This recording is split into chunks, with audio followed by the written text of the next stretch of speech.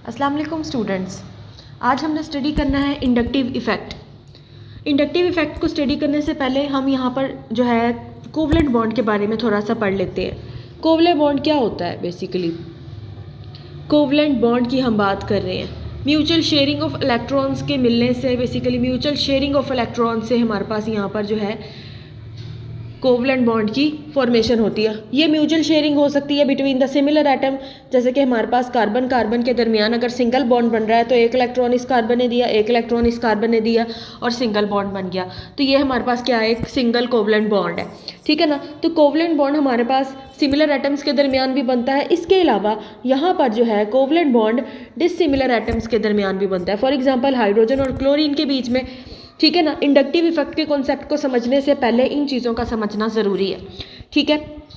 अब यहाँ पर हाइड्रोजन और क्लोरीन के बीच में सिंगल बॉन्ड बना, जिसको हम सिग्मा बॉन्ड कहते हैं। तो ये हमारे पास क्या है? सिंगल कोवलेंट बॉन्ड है। ये भी म्यूचुअल शेयरिंग ऑफ इलेक्ट्रॉन से बना है। कैसे? हाइड्रोजन एक इलेक्ट्रॉन शेयर किया और इसी तरह से हमारे पास यहाँ पर क्लोरीन अपना एक इलेक्ट्रॉन शेयर करता है। तो हमारे पास यहाँ पर बन गया हाइड्रोजन और क्लोरीन के बीच में जो है कोवलेंट बॉन्ड। अब आपको पता है कि हमारे पास जो हाइड्रोजन होती है इलेक्ट्रोपॉजिटिव होती है, इसके ऊपर चार्ज क्या होता है? पार्शियल पॉजिटिव चार्ज है। क्लोरीन पे partial negative charge. Chlorine is much more electronegative as compare to hydrogen. अब यहाँ पर अगर हम कंपैरिजन करें covalent bond between the similar atoms and the covalent bond between the dissimilar atoms, तो हमारे पास यहाँ पर जो है इलेक्ट्रोनेगेटिविटी का बहुत बड़ा डिफरेंस आता है। यहाँ पे कार्बन और कार्बन की इलेक्ट्रोनेगेटिविटी तो सेम हो गई, लेकिन जब हमारे पास डिसिमिलर एटम्स के दरमियान जो है कोवलेंट बॉन्ड बनता है तो इलेक्ट्रॉन डेंसिटी भी हमारे पास यहाँ पर जो है इलेक्ट्रॉन डेंसिटी का डिफरेंस आता है। अब डिफरेंस क्यों आता है? क्योंकि हमारे पास यहाँ पर एक जो एलिमेंट यहाँ पर अटैच होगा वो मच मोर इलेक्ट्रोनेगेटिव होगा, ठीक है, मच मोर इलेक्ट्रोनेगेटिव। इसकी इलेक्ट्रोनेगेटिविटी बहुत ज़्यादा होगी as compare to other element.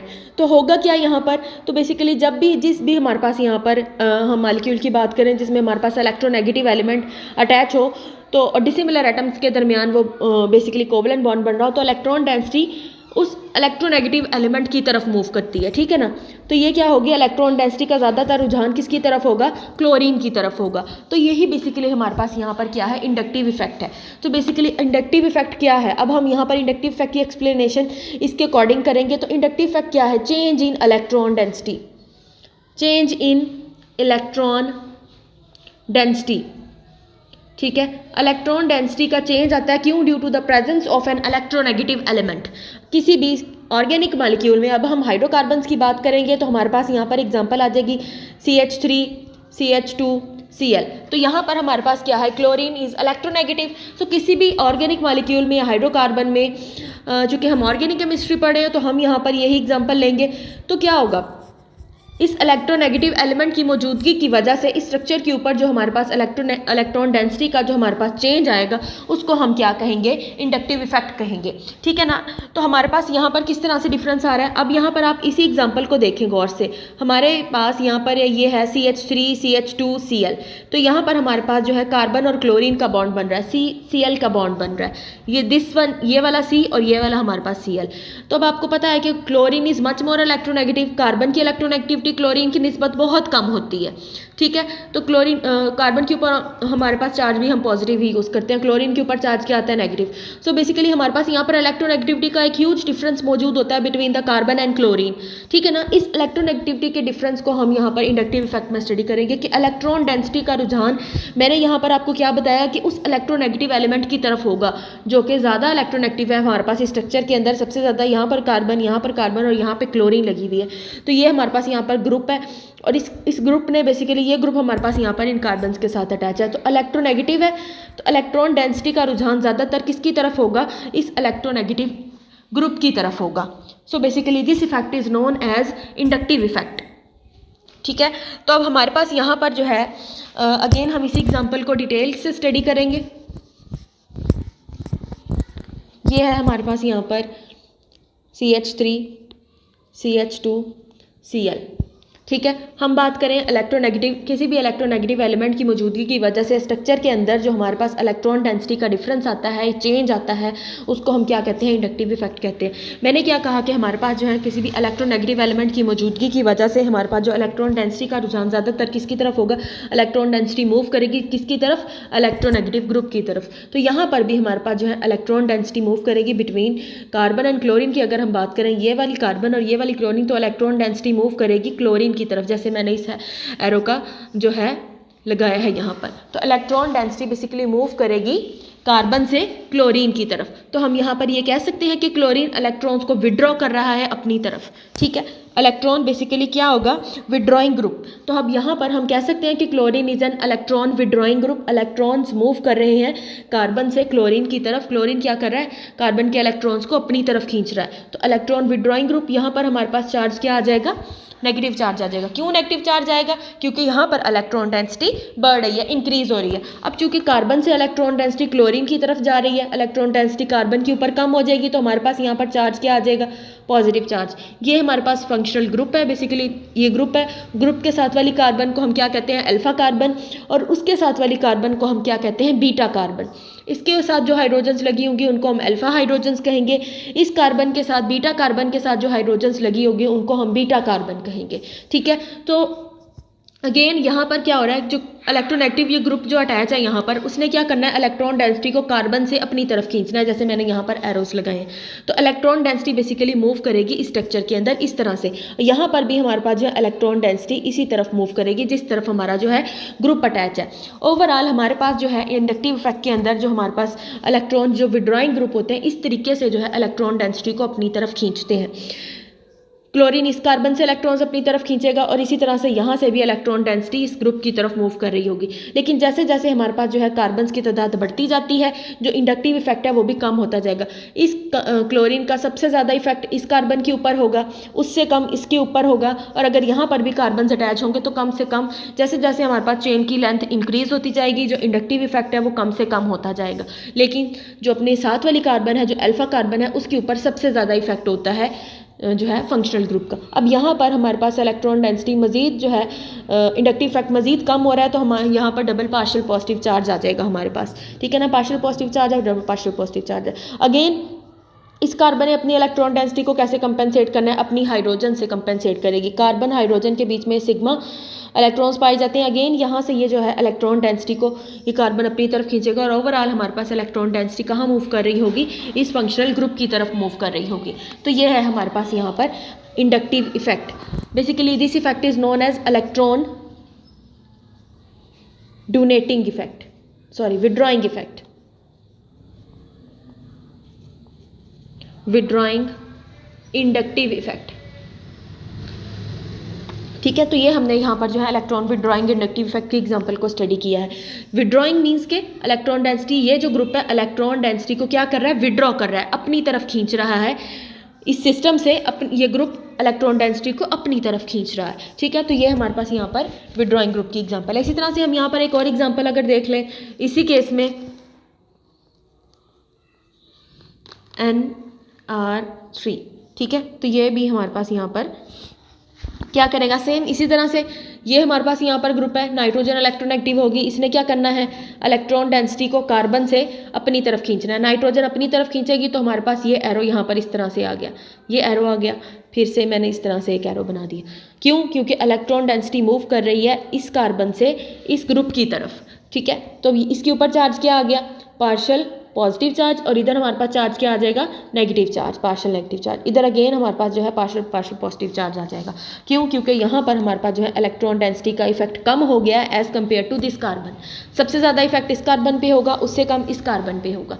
जैसे जैसे चेन लेंथ इंक्रीज होती जाएगी, इफेक्ट उसी तरह से कम होता जाएगा। लेकिन ओवरऑल चेन लेंथ के अकॉर्डिंग तो इस तरह से होगा कि जैसे जैसे चेन लेंथ इंक्रीज होगी इंडक्टिव इफेक्ट कम होता जाएगा। लेकिन ये जो हमारे पास इफेक्ट चल रहा है इंडक्टिव इफेक्ट, बेसिकली ये परमानेंट होता है, हमारे पास स्ट्रक्चर के अंदर मौजूद होता है, ठीक है ना। अब इस ग्रुप का इसके ऊपर इफेक्ट परमानेंट रहेगा, इस ग्रुप का इसके ऊपर इफेक्ट परमानेंट रहेगा। जितनी भी कार्बन मौजूद हैं, चाहे वो कम से कम होता जा रहा है जैसे जैसे लेंथ इंक्रीज होगी, लेकिन जितना भी इफेक्ट मौजूद होगा वो क्या होगा, परमानेंटली जो है इस तरह के जो है इलेक्ट्रोनेगेटिव जो ग्रुप अटैच होंगे उन स्ट्रक्चर्स के ऊपर मौजूद रहेगा, ठीक है, अब ये 2 एग्जांपल्स हमने यहाँ पर स्टडी के लिए, उसके बाद अब यहाँ पर नेक्स्ट हम एक और एग्जांपल स्टडी कर लेते हैं। CH3 CH2 और ये है O नेगेटिव। अब यहाँ पर मैंने जो है O नेगेटिव बेसिकली ग्रुप लगाया है। अब इसने क्या करना है, इसने क्या करना है, इलेक्ट्रॉन डेंसिटी को डोनेट करना है। डोनेट करेगा मींस कि इलेक्ट्रॉन डेंसिटी इस ऑक्सीजन से यहाँ की तरफ मूव कर रही होगी।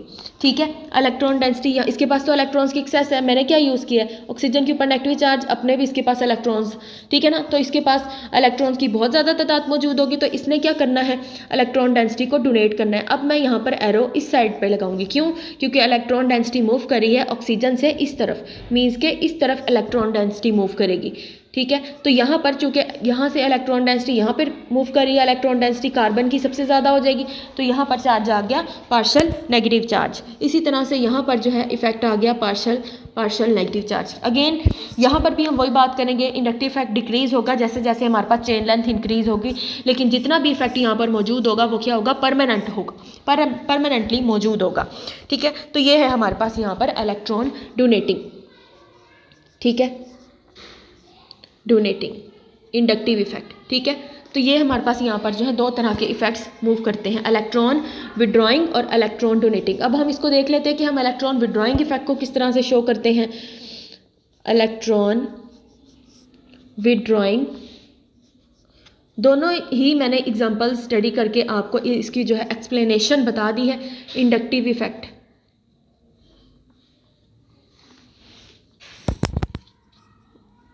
इसको हम कहते हैं -I इफेक्ट, -I के नाम से इसको कहते हैं। इसी तरह से अगर हम बात करें इलेक्ट्रॉन डोनेटिंग इंडक्टिव इफेक्ट, तो इसको हम यहाँ पर जो है +I से शो करते हैं। ठीक है, तो जहाँ पर ये -I आए तो इसका मतलब होगा कि विड्रॉइंग ग्रुप अटैच होगा, +I आए तो हमारे पास यहाँ पर जो है डोनेटिंग ग्रुप अटैच होगा। अगेन यहाँ पर मैं आपको बता दूँ कि इलेक्ट्रोनेगेटिविटी के डिफरेंस की वजह से, अगेन यहाँ पर कार्बन और क्लोरीन के दरमियान इलेक्ट्रोनेगेटिविटी का डिफरेंस आता है, जिसकी वजह से हमारे पास जो है स्ट्रक्चर के अंदर इलेक्ट्रॉन डेंसिटी का चेंज आता है। ठीक है ना, ये इलेक्ट्रॉन जो इलेक्ट्रोनेगेटिव ग्रुप होता है इलेक्ट्रॉन डेंसिटी को अपनी तरफ खींचते हैं, तो ये हमारे पास यहाँ पर जो है इलेक्ट्रॉन जो है विड्रॉइंग और इलेक्ट्रॉन डोनेटिंग का जो है बेसिकली इफेक्ट होता है। ओवरऑल हम अगर बात करें इलेक्ट्रॉन विड्रॉइंग ग्रुप और electron donating group, almost all the groups are electron withdrawing except alkyl groups. जो अल्काइल ग्रुप्स होते हैं, जैसे कि हमारे पास R है, -CH3 हो गया, ठीक है ना, CH3 आ गया, C2H5 आ गया, जो अल्काइल ग्रुप्स होंगे वो इलेक्ट्रॉन डोनेटिंग इफेक्ट शो करेंगे। ऑलवेज जो हमारे पास जो अल्काइल ग्रुप्स होंगे वो हमेशा इलेक्ट्रॉन डोनेटिंग इंडक्टिव इफेक्ट को शो करेंगे। ये बात याद रख लें कि जो अल्काइल ग्रुप्स होंगे वो इलेक्ट्रॉन डोनेटिंग इंडक्टिव इफेक्ट को शो करेंगे। इसके अलावा जितने भी ग्रुप्स होंगे, जैसे हमने फ्लोरीन, क्लोरीन, ब्रोमीन, आयोडीन की बात कर ली, इसके अलावा हमारे पास जो है कार्बोनाइल ग्रुप्स होते हैं, जितने भी हमारे पास जो ग्रुप होंगे, इसके अलावा अल्काइल ग्रुप्स के अलावा R के अलावा जो हमारे पास ग्रुप्स होंगे वो इलेक्ट्रॉन विड्रॉइंग इंडक्टिव इफेक्ट को शो करेंगे। सिर्फ अल्काइल ग्रुप्स जो होंगे वो इलेक्ट्रॉन डोनेटिंग इफेक्ट को शो करेंगे। अब हम यहाँ पर जो है नेक्स्ट इसकी कुछ एग्जांपल्स को स्टडी कर लेते हैं। हमारे पास फर्स्ट है क्वेश्चंस हैं यहाँ पर हमारे पास, chloroacetic acid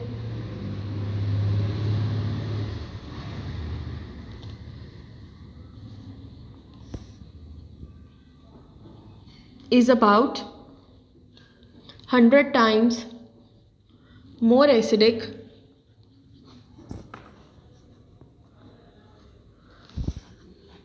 than acetic acid।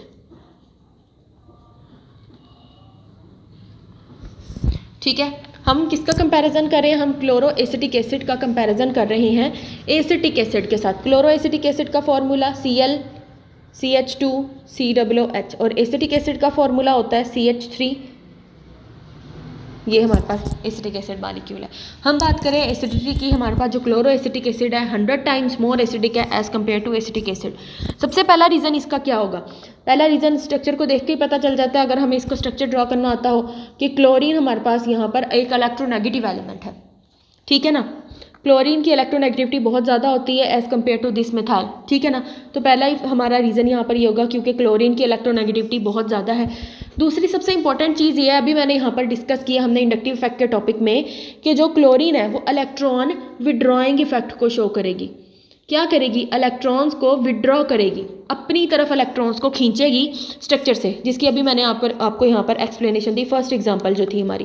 क्या करेगी? इलेक्ट्रॉन विड्रॉइंग इंडक्टिव इफेक्ट को शो करेगी, जिसकी वजह से हमारे पास जो है क्लोरोएसिटिक एसिड है उसकी एसिडिटी ज़्यादा हो जाती है as compare to acetic acid. अब यहाँ पर तो अल्काइल ग्रुप लगा हुआ है, आर ग्रुप। मैंने क्या कहा था? R group electron donating group है, इसने इलेक्ट्रॉन्स को डोनेट करना है, लेकिन क्लोरीन क्या होगी? इलेक्ट्रॉन्स को अपनी तरफ खींच रही है, जिसकी वजह से जो है हमारे पास क्लोरोएसिटिक एसिड है उसकी एसिडिटी बढ़ जाती है, ठीक है। पहली चीज़ मैंने क्या बताई कि क्लोरीन इलेक्ट्रोनेगेटिव है। दूसरी चीज़ मैंने आपको यहाँ पर बता दी कि ये इलेक्ट्रॉन विड्रॉइंग इफेक्ट को शो करेगी। अब यहाँ पर बात हम करते हैं, चूँकि ये एसिड है ClCH2COOH, ठीक है। अगर हम यहाँ पर जो है इसका ये वाटर मैंने इसके अंदर ऐड कर दिया, ठीक है, हम यहाँ पर जो है रिएक्शन करवा रहे हैं वाटर के साथ, तो हमारे पास क्या प्रोडक्ट बनेगा?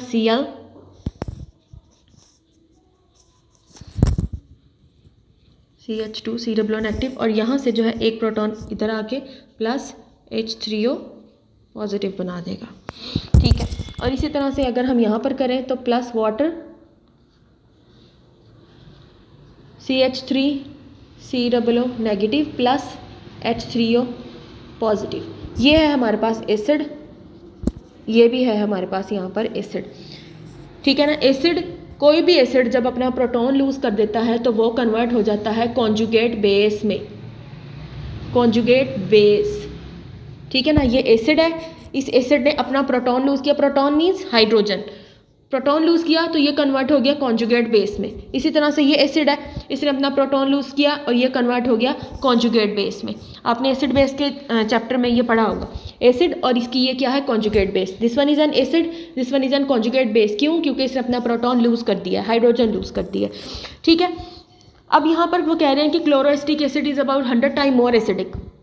वो एसिड जिसकी स्ट्रेंथ ज़्यादा होती है उसकी कॉन्जुगेट जो बेस होती है वो वीक होती है। वीक कॉन्जुगेट बेस होगी तो हमारे पास एसिड क्या होगा? स्ट्रॉन्ग होगा।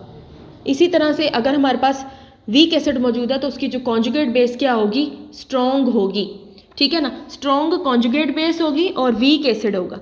ये है हमारे पास यहाँ पर इसका एक तीसरा रीज़न, ठीक है ना। अब चूंकि वो कह रहे हैं कि chloroacetic acid is a stronger acid, तो फिर क्या होगा? इसकी जो कॉन्जुगेट बेस होगी ClCH2COO नेगेटिव, वो क्या होगी? वीकर बेस होगी, ठीक है ना। ये क्या होगी? Weaker base. मैंने कहा ना ये नीचे कॉन्जुगेट बेस है, तो क्या होगी? इसकी कॉन्जुगेट बेस वीकर है तो इसका एसिड क्या होगा? स्ट्रॉन्ग। इसका जो एसिड है वो वीक है तो इसकी कॉन्जुगेट बेस क्या होगी? स्ट्रॉन्ग। तो ये हमारे पास यहाँ पर जो है इसकी एसिडिटी का रीज़न है कि हमारे पास जो क्लोरोएसिटिक एसिड है इसकी जो कॉन्जुगेट बेस होती है वो वीक होती है, इसी वजह से हमारे पास जो क्लोरोएसिटिक एसिड होता है वो स्ट्रॉन्गर होता है। इसके अलावा क्लोरीन इलेक्ट्रोनेगेटिव है जो कि इलेक्ट्रॉन विड्रॉइंग इफेक्ट को शो करती है, ठीक है। नेक्स्ट अब हम यहाँ पर बात करेंगे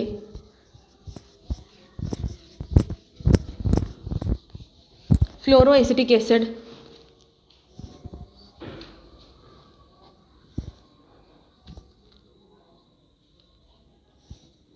is more stronger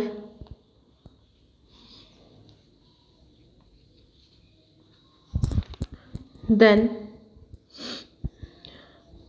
chloroacetic acid.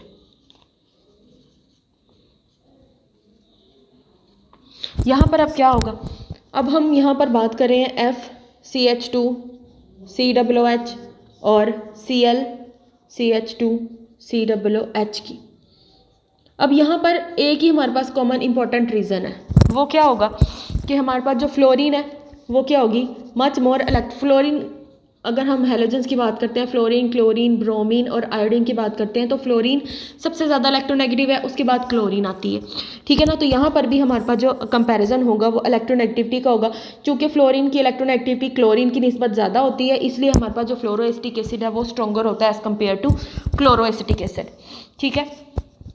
इसी तरह से अगर हम कॉन्जुगेट बेस का जो है कंपैरिजन करें तब भी हमारे पास वही बात आ जाएगी जैसे कि मैंने इससे पहले जो पॉइंट है उसमें डिस्कस की है। स्ट्रॉन्ग एसिड होगा तो उसकी कॉन्जुगेट बेस क्या होगी? वीकर होगी, COO negative plus H3O positive, ठीक है। आपस में अगर इनका कंपैरिजन करते हैं ClCH2 COO negative plus H3O positive. ये क्या है, हमारे पास एसिड है और ये है इसकी कॉन्जुगेट बेस। ठीक है ना, एसिड क्या होगा, स्ट्रॉन्ग एसिड है तो इसकी कॉन्जुगेट बेस क्या होगी, वीक होगी। ठीक है ना, इसी तरह से अगर ये क्या है, वीक एसिड है तो इसकी कॉन्जुगेट बेस क्या होगी, स्ट्रॉन्ग होगी। ठीक है ना, तो चूँकि हम कह रहे हैं कि हमारा जो है फ्लोरोएस्टिक एसिड इज़ मोर स्ट्रॉन्गर, तो इसकी कॉन्जुगेट बेस ऑब्वियस सी बात है, आपके माइंड में फ़ौरन आ जाना चाहिए कि इसकी कॉन्जुगेट बेस क्या होगी, वीकर होगी। और मेन रीज़न यहाँ पर क्या है, इलेक्ट्रोनेगेटिविटी का, क्योंकि फ्लोरीन की इलेक्ट्रोनेगेटिविटी क्लोरीन की निस्बत ज़्यादा होती है। ठीक है ना, अब थर्ड क्वेश्चन यहाँ पर हम जो है स्टडी करेंगे, वो है हमारे पास यहाँ पर acetic acid is 10 times less acidic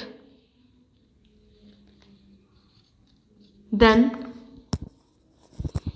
formic acid.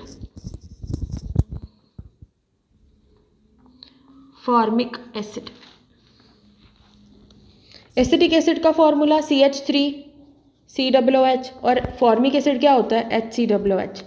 ठीक है ना, अब हमने यहाँ पर अभी बात की थी कि जो हमारे पास अल्काइल ग्रुप्स होते हैं, जैसे कि यहाँ पर मिथाइल मौजूद है एसिटिक एसिड के केस में, ये इलेक्ट्रॉन डोनेटिंग इफेक्ट को शो करेगा। Electron donating effect, inductive effect, electron donating inductive effect. ठीक है ना, electron donating inductive effect means के हमारे पास यहाँ पर कौन सा इफेक्ट होगा, प्लस आई इफेक्ट यहाँ पर जो है शो होगा in the case of CH3COOH। ठीक है, क्यों शो होगा, क्योंकि इसके साथ यहाँ पर अल्काइल ग्रुप मौजूद है और जो भी अल्काइल ग्रुप्स होते हैं वो प्लस आई इफेक्ट को शो करते हैं। ठीक है ना, जिसकी वजह से हमारे पास जो है एसिटिक एसिड है, चूँकि यहाँ पर इलेक्ट्रॉन डोनेट हो रहे हैं, जिसकी वजह से एसिटिक एसिड है वो लेस एसिडिक हो जाता है as compare to formic acid. Formic acid में हमारे पास यहाँ भी प्रोटॉन्स मौजूद है, यहाँ भी प्रोटॉन्स मौजूद है। ठीक है ना, सो एसिडिटी हमारे पास यहाँ पर फॉर्मिक एसिड की ज़्यादा होती है। इलेक्ट्रॉन डोनेटिंग, अब रीज़न यहाँ पर यह कि इलेक्ट्रॉन डोनेटिंग जो इफेक्ट है उसकी वजह से हमारे पास इस प्लस आई इफेक्ट की वजह से जो हमारे पास जो है जो कार्बोक्सिलेट आयन है वो अपने आप को है बेसिकली स्टेबलाइज नहीं रख पाता। क्यों, क्योंकि यहाँ पर इलेक्ट्रॉन का डोनेशन हो रहा है, जिसकी वजह से हमारे पास जो है CH3COOH की एसिडिटी अब हो जाती है कम और फॉर्मिक एसिड की जो एसिडिटी हो जाती है वो है ज़्यादा। क्यों, क्योंकि हमारे पास जो है ये प्लस आई इफेक्ट को शो करेगा, जिसकी वजह से हमारा जो कार्बोक्सिलेट आयन है वो डिस्टेबलाइज हो जाएगा। तो यह है हमारे पास यहाँ पर इंडक्टिव इफेक्ट।